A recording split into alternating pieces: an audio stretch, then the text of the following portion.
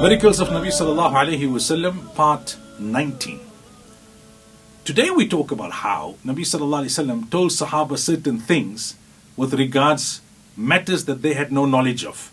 One example, when Najashi, the king of Abyssinia, had passed on. In those days there was no internet, there was no telephone, there was no WhatsApp, there was no fax or anything to communicate. If people passed away in distant lands, the news would reach weeks later, if not months later, because of the way communication took place. Yet instantly, Nabi Sallallahu Alaihi Wasallam told them that Najashi had passed away. And they performed Salatul Janazah in absentia for him. Another example is when Nabi Sallallahu Alaihi Wasallam sent the Sahaba on the expedition of Muta. He told them that your leader is Zayd bin Haritha. If something happens to him, Ja'far bin Abi Talib. If something happens to him, Abdullah bin Rawaha. If something happens to him, then you choose. And exactly as Nabi Sallallahu Alaihi Wasallam had stipulated it, Zayd bin Haritha radiallahu anhu was martyred first. Then Ja'far bin Abi Talib radiallahu anhu was martyred.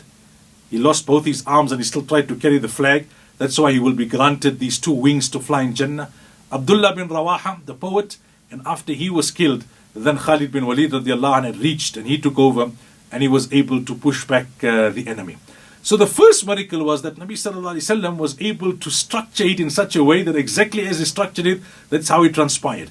And the second thing is that Nabi Sallallahu Alaihi Wasallam, as things were unfolding on the battlefield, there was no video, there was no live streaming. Nabi Sallallahu Alaihi Wasallam was telling Sahaba in the masjid that Zayd bin Haritha has been martyred, and tears were flowing down his eyes.